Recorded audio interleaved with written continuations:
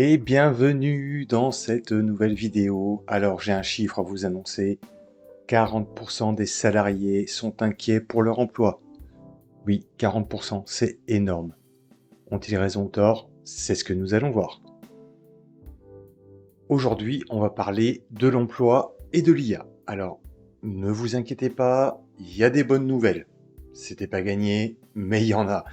Allez, on démarre tout de suite. Vous voyez, je vous ai fait une petite mind map. Comme d'habitude, je vais pas vous spoiler, mais je l'ai fait avec mon notebook LM.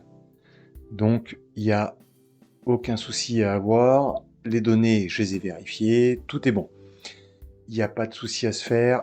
Les chiffres qui seront donnés sont bons. Alors, aujourd'hui, on va parler de l'impact de l'IA sur l'emploi et le travail en France et dans la globalité. Ne vous inquiétez pas, il y a des bonnes nouvelles. Pas toutes bonnes, mais il y en a. Donc c'est parti. Qu'est-ce que m'a préparé mon petit notebook LM préféré? Les professions menacées ou en déclin. Celles que... administratif et saisie. Forte automatisation. Alors, opérateur de saisie, employé administratif, secrétaire, comptable et de comptable. Ouais, ça c'est clair, des 0 et des 1, en fait, tout ce qu'ils savent faire. Hein. Employé de bureau, pas tous. Guichetier bancaire, qui va encore à la banque aujourd'hui? Pas moi. Hein. Moi, toutes mes banques elles sont en ligne. C'est vrai que je vais jamais à la banque. Si, pour remettre mes chèques. Voilà, c'est tout. Les chèques des clients. Ouais. Bon.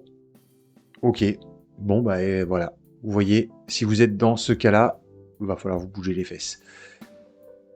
Service client et vente, caissier. On y revient. J'ai l'impression qu'on y revient. Parce que je vois les caisses automatiques souvent sont vides et les caisses où il y a des hôtes de caisse ou des hôtesses de caisse, l'intitulé exact, il y a du monde. Téléconseiller standardiste, alors là pareil, l'IA le fait très bien. Ça s'entend encore que c'est de l'IA, c'est pas encore 100% fonctionnel, mais ça fonctionne déjà très bien. Télévendeur pareil, ça s'entend que c'est de l'IA, mais ça évolue à une vitesse telle que ce sera bientôt opérationnel. Chargé d'information clientèle, vendeur en magasin. Et pareil, vendeur en magasin, maintenant vous avez des applications des magasins, vous avez toutes les infos directement sur votre smartphone et vous pouvez vous balader dans les allées, scanner des choses et ça vous donne tout. Chargé d'information clientèle, pareil, vous avez un SAV ou quoi, vous n'avez plus besoin d'avoir du personnel. Ouvrier d'assemblage, production et logistique. Chauffeur-livreur, voilà. Je sais plus si je l'ai sorti ou pas cette vidéo, mais je vous ai parlé des... comment ça s'appelle? Waygo, un truc comme ça. Les taxis aux États-Unis qui sont 100% autonomes, ça fonctionne avec un lidar, ça fonctionne super bien, qu'il y ait du brouillard, de la pluie, de la neige, n'importe quoi, ça fonctionne. Et malheureusement, même les chauffeurs routiers, ça va commencer à être compliqué. Donc ouvrier d'assemblage, par exemple la maçonnerie, hein, maintenant il y a des imprimantes 3D qui construisent des maisons. Voilà, alors bon, il faut acheminer le matériel, certes, il faut le mettre en place, certes, il faut le paramétrer, certes, il y a encore de l'humain, mais il y en aura de moins en moins. Avec tous les petits robots humanoïdes là qu'on nous pond, et puis robots spécialisés, de toute façon, il n'y en aura bientôt plus besoin. Rédacteur-traducteur. Alors, traducteur, je suis d'accord. Rédacteur, je suis moins d'accord. Pourquoi? Parce que rédacteur, ça demande de l'humain, ça demande quelque chose, une finesse, la perception dans les émotions. Voilà, merci. Vous m'avez rien dit, mais je vous dis merci quand même. Graphiste maquettiste, oui. Oui, clairement, on peut faire une ébauche maintenant à la main, on la scanne et on la donne à ChatGPT, il vous sort un plan 3D sans aucun problème. Interprète-traducteur, pareil, il y a des traductions en simultané qui fonctionnent merveilleusement bien. Journaliste, rédacteur web, alors, encore une fois, ceux qui sauront faire passer des émotions à travers leurs billets, leurs écrits, ou même que ce soit journaliste télé par exemple, hein, ceux qui sauront transmettre des émotions resteront, les autres disparaîtront. Impact global estimé. Alors, attendez, on va faire un peu tout ça. France 2030, 4 millions d'emplois menacés, 27% des emplois exposés. Ah oui, quand même. Économie avancée, 60% des emplois menacés par le FMI. Monde 2023-2027, suppression de 92 millions d'emplois. Vous inquiétez pas, il y a des solutions. Il y a toujours des solutions. C'est ce que j'essaie d'apprendre à ma fille, c'est l'adaptabilité. Il faut s'adapter au monde qui nous entoure. On n'a pas le choix, surtout avec l'IA qui va à une vitesse de dingue. Il faut vraiment réussir à la suivre. Groupes démographiques les plus exposés, les femmes, les seniors. Ah ouais. Bah, les femmes sont toujours à la traîne, les pauvres. Hein. Toujours moins payées, toujours plus discréditées. Voilà, bah, on évolue, mais pas surtout. Malheureusement. Oui, j'ai que des filles à la maison, je suis très atteint par ce genre de choses. Mais attention, voici les bonnes nouvelles. Les bonnes nouvelles. Il va y avoir des créations d'emplois. Et pas n'importe lesquelles. Attention. Solde net positif, 78 millions. 178 millions de nouveaux postes. Donc on va en perdre d'un côté. On va perdre, ça y est, j'ai perdu le chiffre, 92 millions d'emplois. Mais on va en créer 170. Ça fait un différentiel de 78 millions d'emplois. Il va y avoir du boulot. Par contre, il va falloir se former. Ça va être très important. Comme d'habitude, il faut se former. Si on ne se forme pas, on n'est plus employable. Et si vous êtes comme moi, que vous avez 50 ans, c'est maintenant qu'il faut s'y mettre, c'est pas demain. Demain, il sera trop tard. Parce que mine de rien, je remarque qu'à 50 ans, je vais plus aussi vite qu'à 20 ans pour apprendre. Hein. Secteur porteur, IA, bien sûr. Big data. Alors ça, c'est la gestion des grosses données. Alors vous avez peut-être déjà entendu parler de RAG, de data, voilà. Il y a plein de choses à mettre en place. Il y a moyen de gérer des énormes flux de données très facilement, très rapidement, via les IA. Cybersécurité, bien évidemment. Ça demande de grosses formations parce qu'il faut être vraiment à la pointe, là. Robotique. Alors robotique, contrairement à ce qu'on pourrait croire, c'est pas spécialement le développement des robots. Ce serait plus dans la maintenance des robots qui aurait des débouchés pour les débutants, hein, je parle. Donc maintenance robotique, paramétrage, test, voilà, plein de choses. Développement de logiciel, on peut développer n'importe quel logiciel à l'heure actuelle. Je veux dire, on peut. Il faut quand même mettre les doigts dans le cambouis un petit peu, il faut apprendre un minimum de langage, mais on peut faire déjà énormément de choses avec l'IA. Donc, si on apprend à se servir de l'IA, on peut développer du logiciel. Tout s'incrémente en fait, c'est toujours pareil. Donc, il va falloir, comme je vous dis, bien vous former dans les années à venir, et dès demain. Hein. Les nouveaux métiers de l'IA. Alors, qu'est-ce qu'on va avoir comme métier de l'IA? Oula, excusez-moi. Ethics Manager, Prompt Engineer. S'il y avait une seule compétence que vous devez avoir aujourd'hui, c'est le Prompt Engineering. Parce que c'est ce qui est à la base de toute l'IA. C'est-à-dire que si vous savez comment vous adresser une IA, vous pouvez obtenir tout ce que vous voulez d'elle. C'est-à-dire que tout le monde devrait avoir un niveau Prompt Engineer qui n'est pas un niveau monstrueux à avoir. Je veux dire, c'est des automatismes à avoir. On ne vous demande pas de devenir des dieux du prompting. On vous demande juste de savoir comment prompter intelligemment.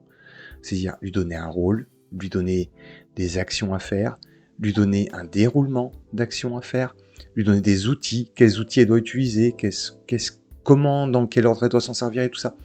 C'est vraiment quelque chose de base à avoir. Algorithme inspector, oui, pour vérifier les algorithmes. Encore une fois, ça c'est du métier de développeur. Modérateur, parce que ça, pareil, on peut créer des chatbots qui vont nous dire « Ah, attention, ça ressemble à un deepfake. Ah, ça c'est bon, ça c'est bon, ça c'est bon, ça, oh, attends. » Et puis ça nous, après, de nourrir le chatbot. Et c'est là où on a des modérateurs humains qui rentrent en jeu pour dire à l'IA « Alors, quand tu as ça, c'est du deepfake. Quand tu as ça, c'est pas du deepfake. » Métier résistant. Métier du soin. Oui. Même si on sera augmenté par les IA, il y a déjà des mains robotiques qui font du soin juste phénoménal, il y aura toujours besoin d'infirmières pour faire des soins, il y aura toujours besoin de médecins, il y aura besoin de psychologues, de psychiatres, voilà. Accompagnement social, les assistantes sociales et tout ça, bien sûr, il y en aura besoin. Métier manuel, plombier, cuisinier, mécanicien. Alors là, je suis pas tout à fait d'accord. De plus en plus, avec l'avènement de la robotique, je pense qu'on va être vite rattrapé par des petits robots qui vont venir chez nous faire les réparations de plomberie et tout ça. Profession de la décision, dirigeant, stratège, oui, évidemment. Et encore que beaucoup se font aider par l'IA dans la stratégie. Voilà, dans ce qui est stratégie après derrière. C'est-à-dire qu'on prend une direction, on décide une direction, et ensuite tout ce qui est stratégie, après derrière, on peut faire appel à l'IA pour nous aider à mettre en place une map, quelque chose qui nous mène au résultat qu'on veut avoir. Haute qualification, juge, chirurgien, avocat, médecin, voilà. Mais encore une fois, augmenté par l'IA. Attention aux puces d'Elon Musk. Décidément, on revient toujours à celui-là. Cadre utilisant l'IA, gain 2 à 3 heures par semaine, je dirais même des fois jusqu'à 10 heures par semaine. Enseignant, encore une fois, oui, pour des petits groupes, je dirais, des groupes de travail, oui, mais enseignant comme on les connaît aujourd'hui, je pense que notre Bookelem fait un chouette métier. Hein. Puis il y avait un cours de SVT qu'elle avait un peu du mal à emmagasiner. Qu'est-ce qu'on a fait? On a été sur notre Bookelem, on l'a nourri avec le cours de SVT, et je lui ai sorti des quiz. Les quiz, c'est pas compliqué, hein. Vous venez ici, attendez, je vais fermer ça. Vous venez ici et vous lui demandez de vous créer un petit quiz ici. Vous le voyez? Oui, vous le voyez. Voilà. Vous cliquez ici et il va vous générer un quiz. Vous allez le retrouver ici en bas. Il va arriver, vous allez voir, voilà, hop, hop, hop, hop, il travaille. Et hop, génération du quiz. Et il va vous donner un petit quiz. Et avec ça, vous pouvez travailler tranquillement. Conséquences économiques et sociales. Vous voyez, on est augmenté par l'IA. Je suis augmenté par l'IA et je n'arrive pas à suivre. Productivité. Hausse attendue, bah oui, normal. Gain estimé, plus 0,5 à plus 2,3% par an. McKinsey, McKinsey, vous êtes pessimiste, je trouve. Je dirais dans tout ce qui est administratif et compagnie, je pense qu'on est plus vers les 15%. 10-15%, je pense. Inégalité de revenus. Risque d'accroissement, majorité des études. Oui, c'est-à-dire qu'il y a les gens qui seront excessivement bien se servir de l'IA, qui vont gagner excessivement bien leur vie, et les autres qui gagneront pas ou peu leur vie. Impact maximal sur le haut de l'échelle des revenus, oui, bien évidemment. Ceux qui ne seront pas, encore une fois, prendre le tournant de l'IA, même s'ils gagnent très bien leur vie à l'heure actuelle, ils pourraient très bien se casser la figure dans les années à venir. Transfert des revenus du travail vers le capital. Et oui, il va falloir investir. Alors, investir quand on n'a rien, ça va être compliqué. C'est des inégalités qui vont être vraiment croissantes, je pense. Défis et risques. Chômage de transition. Et de transition qui risque d'être plus ou moins longue, parce que imaginez quelqu'un qui est en fin de carrière, qui n'a pas envie de s'emmerder avec tout ça, il risque de finir sa carrière au chômage. Standardisation, appauvrissement de la qualité du travail. Oui et non. Alors oui, dans beaucoup de domaines qui vont être tout ce qui est secrétariat de base, ce genre de choses. En fait, tout ce qui va être rédaction interne et tout, oui, ça va être vraiment de la standardisation, ça va être vraiment... tout le monde aura les mêmes workflows, tout le monde aura la même façon de travailler. Il va y avoir un maximum de standardisation, mais de là à dire qu'il y aura un appauvrissement de la qualité du travail, je ne pense pas spécialement en généralité, parce que justement, je pense que l'humain va se transcender. Moi, c'est mon opinion, hein. Dites-moi dans les commentaires si je me trompe, mais je pense qu'il y aura de plus en plus d'humains qui vont se dépasser et devenir vraiment... qui vont dépasser tout ça. Cybersécurité accrue, oui, il va falloir.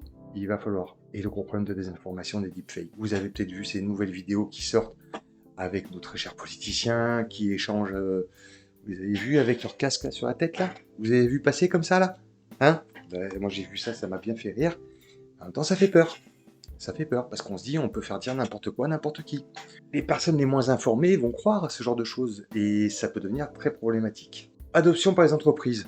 Bah oui, à coût de millions de dollars, à coût de milliards de dollars. Opulent chez les TPE-PME. Les TPE, malheureusement, je crois qu'on ne peut pas grand-chose pour elles. Il va falloir que les gérants se forment eux-mêmes, comme moi je le fais en ce moment. Par contre, pour les PME qui commencent à avoir un petit capital, je pense que c'est très intéressant de très vite investir. Il peut y avoir un ROI, un retour sur investissement, très très très important. Donc je pense qu'il est très important d'investir dans l'IA si on a une PME. Je sais pas, vous avez une PME, vous avez 30, 40, 50 salariés. Franchement, commencez à vous renseigner, ça vaut la peine. Ne faites pas n'importe quoi. Si vous voulez, on en parlera, parce que moi j'ai une idée de l'avenir en fait de mon travail là-dedans en fait, parce que j'ai une vue globale de l'entreprise. Je pense que je connais très bien le monde de l'entreprise et je commence à très bien appréhender le monde de l'IA. Alors j'ai pas spécialement envie de créer une agence IA. J'ai pas spécialement envie de devenir un pro de tout ce qui est création d'agents et tout ça. J'aimerais bien créer mes petits agents, mes machins, trucs et tout, j'en crée déjà. Mais par contre, je pense une société de conseil aux entreprises, pour les PME justement, je pense que c'est quelque chose de très utile en fait. Pourquoi? Parce que les PME, ce sont celles qui embauchent. C'est là où il y a un maximum d'emplois, c'est là où il y a un maximum de possibilités pour l'avenir. Et si on les laisse crever face à l'IA, ça va pas marcher. Donc moi, mon but serait d'aider des PME, de par mes diverses connaissances. J'ai fait une multitude de métiers, j'ai vu des centaines d'entreprises, j'ai fait de la gestion de stock, j'ai fait de la gestion d'équipe, j'ai fait de la gestion d'entreprise. Voilà, je veux dire, j'ai une vision totalement globale de l'entreprise qui peut me permettre d'aider pas mal de PME. Pas toutes, parce que je sais pas tout, clairement, hein, mais je pense que j'ai une appréhension globale de la PME qui peut me permettre d'aider beaucoup de PME dans leur développement avec l'IA. Vous voyez, par exemple, sélectionner des bonnes agences, c'est-à-dire aller chercher l'agence qui correspondra, qui va vous faire le chatbot qu'il vous faudra, qui va vous faire l'agent IA qui va gérer votre boîte à votre place, qui va gérer vos mails comme il faut, qui va gérer votre relation client comme il faut. Voilà, vous voyez vraiment ce genre de choses, quitte à faire appel à plusieurs agences et tout. Là, je suis en train d'en sélectionner d'ailleurs des agences et j'en vois de plus en plus qui se lancent. Alors, il y en a des pas bonnes du tout et il y en a des pépites. Mais elles, par contre, elles vont très vite devenir hors de prix, je pense. Donc, c'est le moment de se bouger. Maintenant, nous avons préparation et compétences clés. Stratégie pour les actifs. Reconversion, montée en compétences, maîtrise des outils. Voilà, prompter, hein, apprendre à prompter. Bouclier face à la vague, formation continue, voilà. Développement d'esprit critique. Bah oui. Compétences techniques. Ah ah.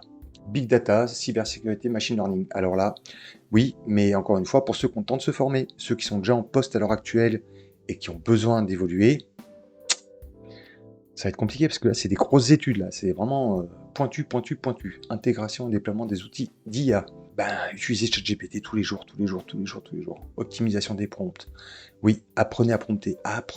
Et je ne le répéterai jamais assez. Apprenez à prompter. Gestion et maîtrise des données. Oui. Ça, attention, ne donnez pas toutes vos données aux IA. N'allez pas donner tous vos clients à ChatGPT, n'allez pas donner toutes vos notes stratégiques à GPT ou à Gemini ou à un autre. Franchement, faites gaffe à ça parce que je vois trop d'entreprises qui sont prêtes à tout donner à l'IA sans réfléchir. Soft skills, résistance à l'automatisation, créativité, idées et nouveaux projets, adaptabilité, flexibilité évidemment, gestion de projet, communication, voilà, intelligence émotionnelle, empathie. Rôle des entreprises et gouvernements. Ah, les gouvernements, oh là là là. Plan de développement des compétences flexibles. Bon, je vois pas trop ce qu'il veut dire par là par contre. Formation spécifique sur l'IA. Oui, bien sûr. Politique d'alphabétisation numérique. Gouvernement, vous êtes sûr? Mise en place de services de transition, requalification, réglementation, loi IAUE pour gestion des risques. Ouais, alors oui. Vous pouvez nous débloquer Google s'il vous plaît, parce que là, quand ça va arriver en France, il y a combien d'entreprises qui sont prêtes à la recherche par IA? Hein? Le SEO LLM, le LLM SEO, qui connaît ça en France? À mon avis, pas grand monde. Quelle entreprise, quelle PME a son site qui est prêt pour ça? À mon avis, très peu. Mon site est prêt. Personnellement, je l'ai fait. Parce que la France est un des rares pays à encore l'interdire. Mais attention, ça arrive. Et ça va arriver très vite et ça va faire très mal parce qu'on n'est pas prêt du coup. Vous voyez, il y a plein de choses à faire, hein. On a vu tout ça. Moi, je vous dis, si vous avez une boîte, si vous êtes salarié, vous voulez ne pas perdre votre emploi ou que votre entreprise, surtout si vous avez une PME, si vous voulez qu'elle reste viable à l'avenir, après, vous pouvez très bien vous former vous-même. Demandez à Notebook de vous faire des plans de formation. Allez acheter des formations à droite à gauche, il y en a plein des bonnes. Je vous dis, je vais essayer de vous faire une vidéo là-dessus. Je vous remercie énormément si vous êtes arrivé jusque-là. Et je vous dis à très vite pour une prochaine vidéo. Et allez apprendre à prompter rapidement. Allez, ciao ciao.